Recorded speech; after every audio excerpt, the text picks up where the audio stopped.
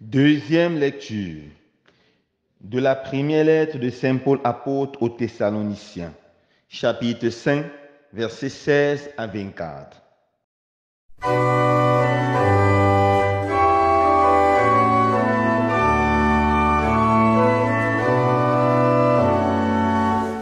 Frères, soyez toujours dans la joie, priez sans relâche, rendez grâce en toutes circonstances. C'est la volonté de Dieu à votre égard dans le Christ Jésus. N'éteignez pas l'esprit, ne méprisez pas les prophéties, mais discernez la valeur de toutes choses. Ce qui est bien, gardez-le. Éloignez-vous de toute espèce de mal. Que le Dieu de la paix lui-même vous sanctifie tout entier. Que votre esprit, votre âme et votre corps soient tout entiers gardés sans reproche pour la venue de notre Seigneur Jésus-Christ. Il est fidèle, celui qui vous appelle. Tout cela, il le fera.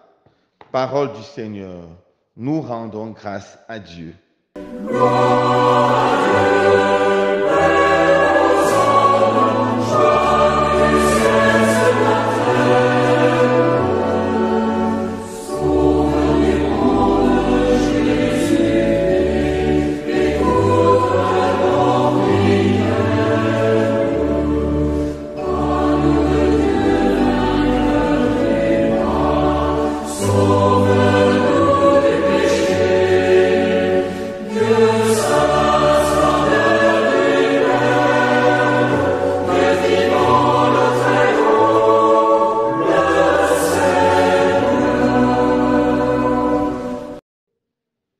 Frères et sœurs bien-aimés, en ce jour, la Sainte Église, notre Mère, nous invite à célébrer avec joie le troisième dimanche de l'Avent, encore appelé dimanche Gaudete, dimanche de la joie.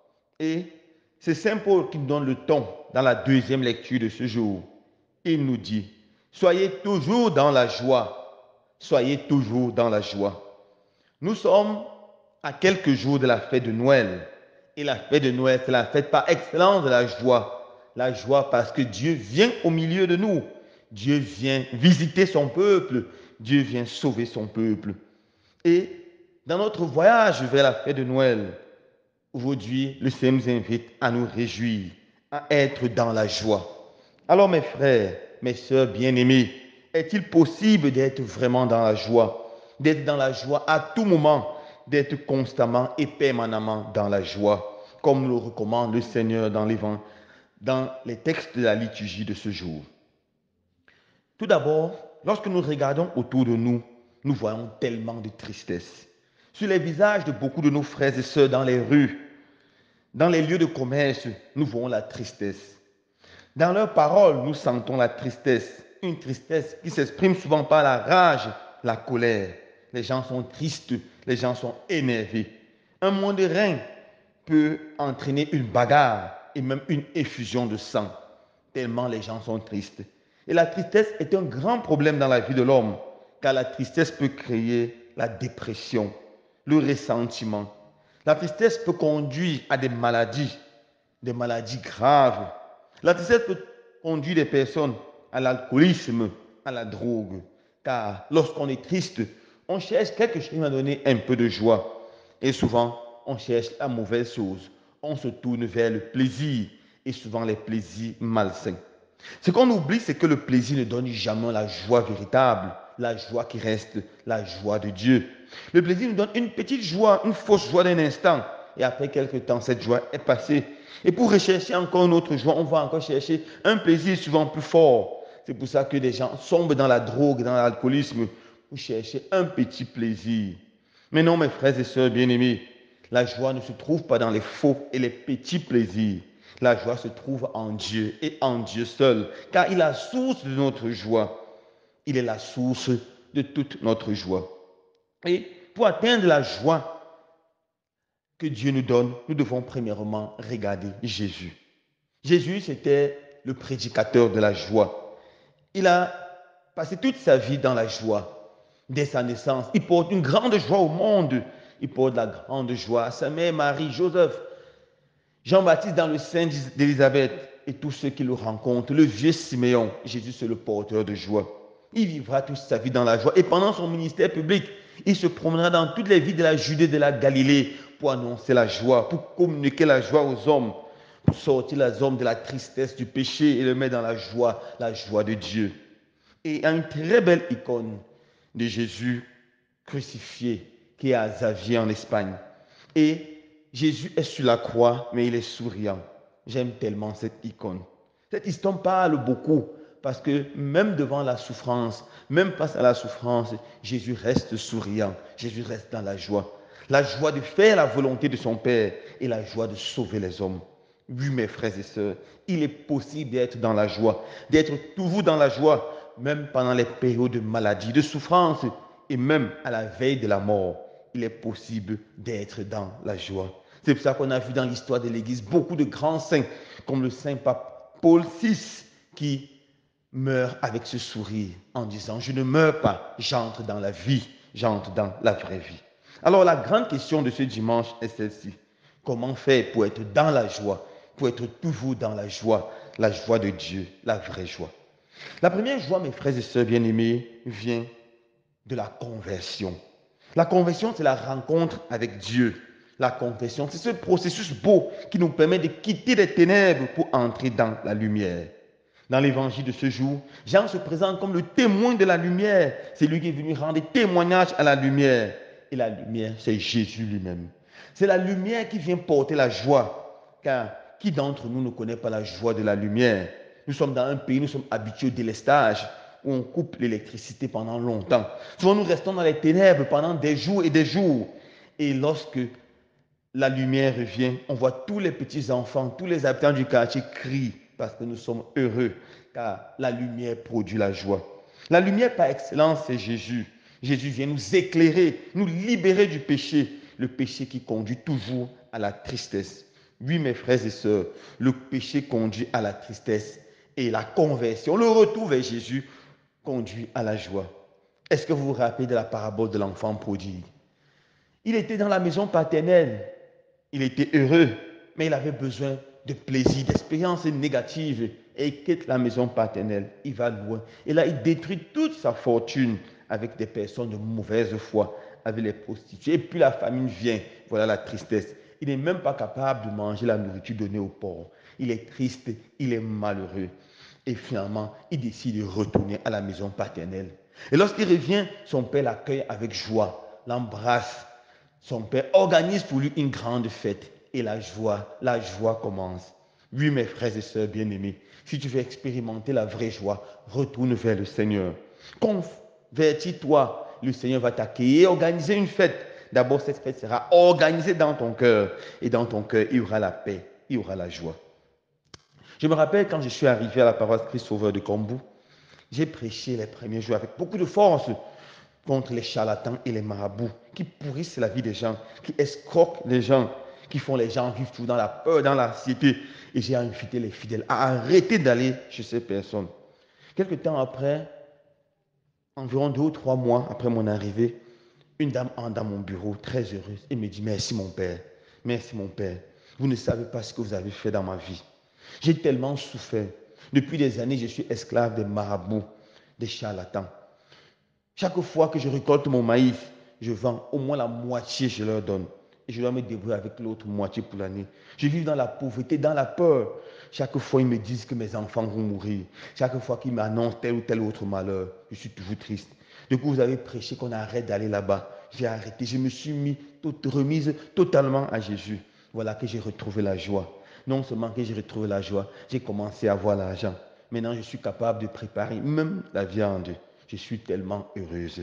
Oui, mes frères et sœurs bien-aimés, laissez le péché venir à Jésus, il va vous éclairer et vous allez retrouver la joie. Ces charlatans, ces marabouts vous font vivre dans le stress, dans la peur en permanence, vous font même avoir des mauvais rêves et des cauchemars. Avec Jésus, vous retrouvez la joie, la paix du cœur, vous pouvez dormir tranquillement. La joie vient de Jésus, la joie vient de l'évangile. Ça, c'est la première condition pour avoir la joie, se convertir. La deuxième condition pour avoir la joie vient de la deuxième lecture de ce jour. Saint Paul nous dit, soyez toujours joyeux et priez sans cesse. Priez sans cesse. Rendez grâce en toutes circonstances. La deuxième condition pour avoir la joie, c'est de prier. Prier sans cesse. Et seulement et spécialement la prière de louange, la prière de remerciement. La prière de louange est une prière extraordinaire. Pourquoi? Parce qu'elle nous fait oublier un peu nos souffrances, nos problèmes, nos fardeaux et regarder la gloire, la puissance et la majesté de Dieu. La prière de louange, c'est reconnaître que si nos problèmes sont grands, ils ne sont rien devant Jésus, car Jésus est la solution de tous les problèmes. La louange, c'est de reconnaître que peu importe les murs terribles de Jéricho qui sont dans nos vies, les murs de péché, les murs de maladie, les murs de haine, les murs de difficulté, Jésus a le pouvoir de faire écrouler ces murs. La louange, ce n'est pas regarder le problème, mais c'est regarder Jésus qui est la solution de tous les problèmes et le bénir. Le bénir parce qu'il est déjà en train d'agir et parce qu'il veut agir. J'aime beaucoup les charismatiques parce que ce sont des personnes qui louent le Seigneur. Et j'aime assister à leur assemblée de prière. Ils chantent, ils dansent, ils louent, ils célèbrent le Seigneur. Et c'est beau, mes frères et sœurs bien-aimés. Je vous encourage à le faire. Si vous voulez passer une journée dans la joie, levez-vous le matin et commencez votre journée en chantant 2, 3, 4 chants de louange. Je vous assure, c'est mieux que le meilleur café du monde. Vous allez être bien réveillé dans la joie et disposé pour accueillir pour faire face à tous les défis de la journée. Parce que quand on commence la journée dans la louange du Seigneur, je vous assure, mes frères et sœurs, la journée se passe bien. Avant d'aller au lit, prenez le temps pour louer le Seigneur. Bénissez le Seigneur. Vous n'allez pas avoir les cauchemars la nuit. La louange chasse le démon. La louange chasse les cauchemars. La louange met la paix. Le grand secret de la joie, c'est la louange. La louange. Et la louange faisait partie de la vie de Jésus. Jésus exultait de joie et disait, Père, Seigneur du ciel et la terre, je proclame ta louange. La louange, c'était le secret du Seigneur. Nous devons être des hommes et des femmes qui connaissent louer le Seigneur. Quand on ouvre la Bible, on se rend compte que les grands personnages bibliques comme David étaient toujours dans la joie parce qu'ils connaissaient louer le Seigneur. Ils connaissaient célébrer le Seigneur. Ils connaissaient bénir le Seigneur. Quand on ouvre les cantiques d'Israël, les psaumes, on se rend compte que la majorité de ces psaumes sont les psaumes de louange pour bénir, pour célébrer le Seigneur. Mes frères et sœurs bien-aimés, apprenons à prier. Priez chaque jour. Apprenons à louer le Seigneur pendant notre prière. Et vous allez voir comment nos cœurs vont être dans la joie, dans la paix. Lorsque nous avons une difficulté, un problème qui nous tient à cœur, louons le Seigneur, même pour ce problème, même sur cette difficulté. Et disons au Seigneur que Seigneur Jésus, ta gloire va éclater dans ce problème. Ta puissance va éclater dans cette difficulté. Et vous allez voir, frères et sœurs bien-aimés, la gloire du Seigneur effectivement éclater. La troisième façon qui est liée aussi à la première, qui est toujours la prière, c'est la méditation de la parole de Dieu. La méditation de la parole de Dieu est une grande source de joie. La parole de Dieu, c'est la lumière sur nos chemins, c'est la lampe sur notre route. Elle nous éclaire, elle éclaire notre cœur, elle nous donne la paix, elle nous donne la joie. Il y a quelques jours, j'ai reçu un voice d'une auditrice, une dame qui écoute avec beaucoup d'assiduité les méditations que j'envoie chaque jour dans les réseaux sociaux. Elle m'a fait un témoignage. Elle me disait merci beaucoup mon père parce que j'ai perdu la paix. J'avais perdu la paix du cœur. J'étais dans une situation de grande crise, de détresse et de désespoir.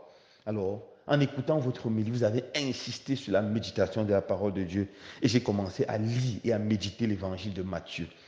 Et je suis actuellement au chapitre 8 de l'évangile de Matthieu. Au fur et à mesure que je lisais cela de façon quotidienne, je commençais à retrouver la paix, la joie. Actuellement, j'ai retrouvé la paix et la joie du cœur. Voilà ce beau témoignage qu'elle m'a fait et je lui ai dit Alléluia. Si tous les hommes pouvaient faire l'expérience de lire et de méditer la parole de Dieu, je suis sûr que dans la rue, beaucoup de visages seraient plus beaux. Je suis sûr que dans la rue, beaucoup de gens ne ressembleront pas à des personnes qui ont mangé le ndolé amer le matin. Les gens ressembleront, les gens vont distiller la joie, apporter la paix du cœur. La dernière façon que je vous propose pour recevoir la joie, mes frères et sœurs, c'est d'expérimenter la puissance de Dieu, la puissance salvifique de notre Seigneur Jésus. Dans la première lecture de ce jour, le prophète Isaïe nous parle des signes messianiques, c'est-à-dire des signes qui vont apparaître au temps de Jésus. Il dit premièrement, la bonne nouvelle sera annoncée. Oui, mes frères et sœurs bien-aimés, la bonne nouvelle qui est prêchée porte la joie, parce que chaque bonne nouvelle apporte toujours la joie. Imaginez quand on vient vous dire telle ou telle autre personne qui était malade a retrouvé la santé. Quand on vient vous dire telle femme qui était enceinte a accouché un bébé. Ou quand on vous dit telle ou telle autre personne qui a composé son examen ou son concours l'a eu. Alors vous êtes dans la joie. Combien plus quand on vient vous annoncer que le Seigneur est au milieu de vous et que le Seigneur est là pour vous sauver, pour vous guérir, pour vous délivrer. La bonne nouvelle annonce la joie. Mes frères et sœurs bien-aimés, ne vous fatiguez pas d'annoncer l'évangile à vos frères et sœurs. Ne vous fatiguez pas de porter Jésus à vos frères et sœurs, à vos amis, à vos voisins, à vos familiers. Vous leur portez la joie, la véritable joie. Comme dit le pape François, vous leur portez la joie de l'évangile. Annoncez la bonne nouvelle. Deuxièmement, guérir ceux qui ont le cœur brisé. Jésus a encore le pouvoir de guérir ceux qui ont le cœur brisé. Tous ceux qui ont les cœurs brisés, tous ceux qui ont fait face à des expériences qui les ont traumatisés, tous ceux qui portent la haine dans leur cœur à cause de celui-ci ou de celui-là, approchez-vous de Jésus. Mettez-vous à genoux devant Jésus, présent dans l'Eucharistie, dans un temps profond d'adoration. Dites à Jésus que vous l'aimez et demandez à Jésus de venir guérir vos cœurs. Il guérira vos cœurs et vous donnera la joie. Demandez à Jésus la force de pardonner à ceux qui vous ont offensé, ceux qui ont brisé, pourri, détruit votre vie. Il vous donnera la force de pardonner. Et ce pardon vous procurera la paix, la joie, la bénédiction. Jésus est aussi là pour libérer les captifs. Oui, mes frères et sœurs bien-aimés. L'un des signes de la présence du diable dans la vie d'un homme, c'est la tristesse. Des personnes qui sont possédées, obsédées, opprimées par les forces du mal. Des lieux qui sont infestés. Dans ces lieux règne la tristesse. Dans les personnes qui sont opprimées par le démon, on voit la tristesse. Ils perdent la joie. Ils ont souvent les envies de se suicider. Ils ont souvent des pensées mauvaises, pensées de mort. Devant cette situation, allons encore une fois de plus à Jésus. Jésus a encore le pouvoir de guérir, de sauver, de libérer, de détruire, de chasser le démon. Oui, mes frères et sœurs, ne soyez pas naïfs, ne dites pas comme certains, le diable n'existe pas. Le diable existe et il est en action. Il crée la tristesse autour de lui, il détruit les vies. Mais la bonne nouvelle, c'est que Jésus est là et il est plus puissant que le diable. Jésus d'aujourd'hui, c'est le même Jésus de l'évangile. Il a encore le pouvoir de guérir, de libérer, de détruire toute puissance du mal. Faisons confiance à Jésus. Faisons confiance à Jésus. Peu importe la situation que nous traversons, mettons-nous à genoux devant Jésus et disons, Jésus, en ton nom, je prends autorité contre tout esprit mauvais, contre tout esprit qui me procure la tristesse. Et je commande à cet esprit de me quitter immédiatement. Et j'invoque sur moi l'esprit de Jésus, l'esprit de paix, l'esprit de joie, l'esprit d'amour. Et vous allez voir comment vous allez retrouver la paix, la joie, la bénédiction. Et finalement, mes frères et sœurs, pour finir, je parle du sacrement qui produit la joie, le sacrement de la confession. Le sacrement de la confession ou encore la réconciliation est un sacrement extraordinaire. C'est un sacrement qui nous répare. C'est un sacrement qui nous fait accueillir le pardon de Dieu et qui nous fait accueillir cette nouvelle vie que Jésus est venu donner, la vie des personnes renouvelées, des personnes sanctifiées. Pendant ce temps qui nous prépare la fête de Noël, n'ayons pas peur d'aller nous confesser. N'ayons pas peur de trouver le temps pour aller devant le prêtre, pour confesser nos fautes, nos péchés. Mais avant cela, faisons un examen de conscience sérieux. Demandons pardon à Dieu, puis allons nous confesser. Accueillons le pardon du Seigneur dans la foi et nous allons retrouver la joie du cœur. Plusieurs fois, mes frères et sœurs bien-aimés, j'ai accueilli des personnes qui étaient tristes, qui avaient perdu la paix du cœur à cause des péchés très grands sur leur conscience. Après leur avoir donné le sacre, l'absolution, Après leur avoir dit, et moi, au nom du Père et du Fils et du Saint-Esprit, je te pardonne tous tes péchés. Va en paix, mon frère. Va dans la joie du Christ. Je vois le sourire revenir sur leur visage. Je vois la joie de l'évangile envahir leur cœur. Mes frères, mes sœurs, préparons-nous à la fête de Noël en trouvant le temps pour nous confesser.